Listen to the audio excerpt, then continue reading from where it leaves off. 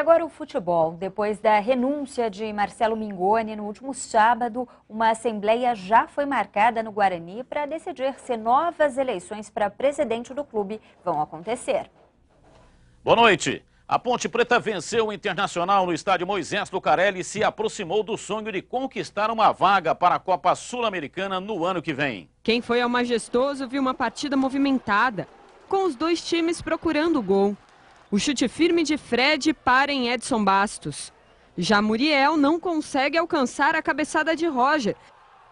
O intervalo faz bem aos visitantes que voltam com tudo.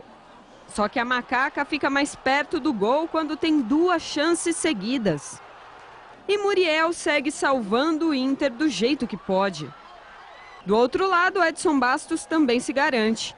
Mais uma noite de alegria no Majestoso. Ponte Preta 1, Internacional 0.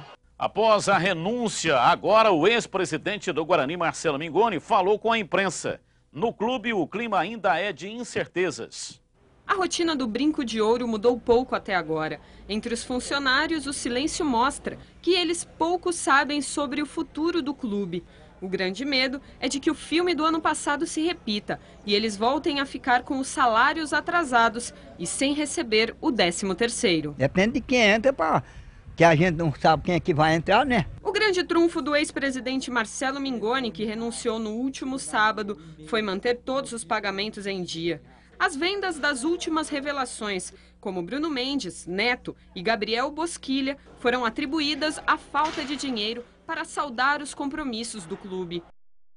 Mingoni desabafou que não suportava mais a forte oposição do Conselho Deliberativo e até falou em ameaças. Toda assembleia eu sou ameaçado. E telefone em casa, e celular meu, e-mail, o meu filho, todo mundo recebendo ameaça. Chega, né? Deixei também um projeto para ser aprovado lá. Nem se eu levar um projeto de 5 bilhões para o Guarani, eu não aprovo. Por questão de ordem, eu pedi a ele que segurasse a palavra para poder expor no momento que ele teria o direito. Ele interpretou de uma forma que eu cerceei o direito de defesa dele, o direito de ele se manifestar, mas não foi isso. É uma questão de ordem na reunião dentro do Conselho. Por enquanto, Rodrigo Ferreira, o presidente do Conselho Deliberativo, assume o comando geral do clube. No dia 21, uma reunião dos conselheiros vai decidir se um novo presidente aceita o desafio ou se novas eleições serão convocadas. Uma das primeiras ações do presidente interino foi reunir jogadores e funcionários e garantir que os salários vão continuar sendo pagos em dia. Do departamento de futebol veio a primeira novidade. Cláudio Corrente, que estava afastado desde o início da Série B, está de volta como colaborador. E estas foram as informações de hoje. Tem mais esporte aqui na tela da Band amanhã, 12h30, no Jogo Aberto Regional. A segunda edição do passeio ciclístico Band reuniu centenas de pessoas na Lagoa do Taquaral neste domingo. Além de incentivar a prática de esporte, o evento promoveu a integração entre as famílias. Nem o sol forte desanimou Renato a levar a família para pedalar 12 quilômetros neste domingo. Eles se reuniram para participar do segundo passeio ciclístico promovido pela Band Campinas. O pequeno Murilo tem apenas 1 ano e 6 meses e já acompanha os pais.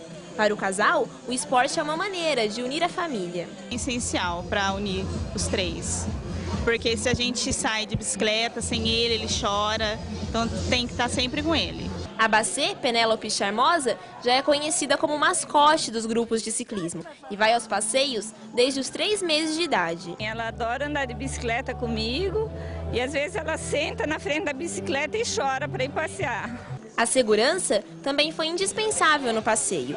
Antes de sair pedalando, é fundamental lembrar de alguns itens importantes. A camisa verde não foi escolhida à toa. Essas cores cítricas, digamos assim, elas são bem chamativas, elas são bem o ciclista na via pública.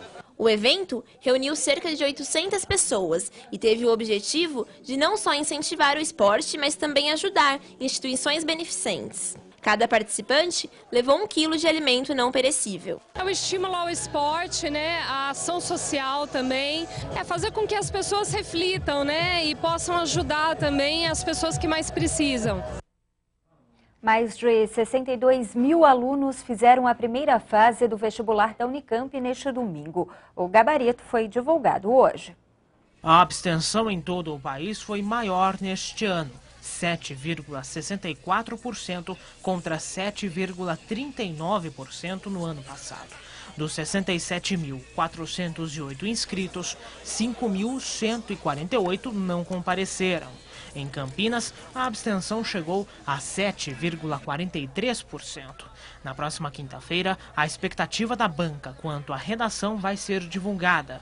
A lista de aprovados na primeira fase vai ser publicada no dia 21 de dezembro na página da Conveste, que é o www.conveste.unicamp.br. A segunda fase das provas vai acontecer entre 13 e 15 de janeiro do ano que vem. Uma pesquisa do Ministério do Turismo aponta que cada vez mais os brasileiros estão viajando dentro do país. Aqui na região, as agências já registram crescimento no número de passageiros.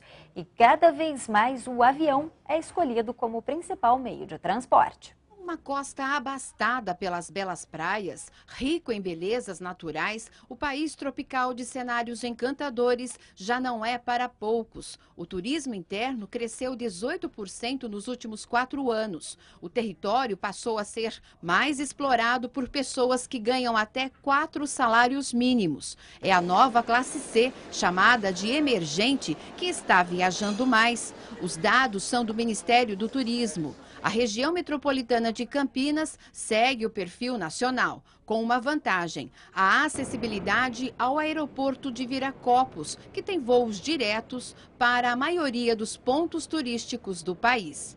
O crescimento das viagens domésticas é atribuído realmente ao crescimento da população. Essa classe C emergente que tem cada vez mais consumido não só linha branca, eletrodomésticos ou trocando de carro, e o pessoal tem dado atenção para o lazer. As pesquisas ainda mostram que as viagens domésticas de curta duração, o meio de transporte preferido é o carro. Já os ônibus de linha permanecem em segundo lugar. E as excursões rodoviárias tiveram queda de 25%. Em contrapartida, o uso do avião aumentou 50%. Um exemplo é Caldas Novas, Goiás. De ônibus, são 11 horas de viagem. De avião, 1h40. E a diferença de preço é cerca de R$ 200 a mais no aéreo. O custo-benefício tem pesado na hora da escolha. Teve um caso que eu me lembro muito bem, que era uma passageira que estava voltando para Salvador, estava voltando para a casa dela, cansou de morar no estado de São Paulo, e ela disse: antes eu fazia essa viagem, vim para cá de ônibus, hoje eu vou de avião.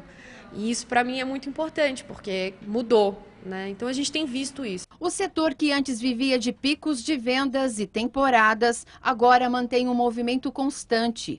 Outro fator de incremento no turismo é a opção marítima. Neste verão estão previstos 15 navios que vão fazer a costa brasileira. Os preços são a partir de R$ 1.300 por pessoa. Se nesta área o valor é acessível, numa análise geral, os especialistas acreditam que ainda viajar no país, o custo pode ser igual e até mais caro se comparado às viagens internacionais. A gente tem um caso de uma família de 2 adultos e 2 crianças que queriam viajar no feriado de 15 de novembro e fizeram cotação, resort no Nordeste, no Sudeste, no Sul, acabaram optando por viajar para Paris, ficar 10 dias lá e ficou mais barato. A estrutura hoteleira, os roteiros e as facilidades de pagamento são os fatores de incentivos. A universitária de 19 anos recentemente fez a primeira viagem de avião, superou o medo e já faz planos para conhecer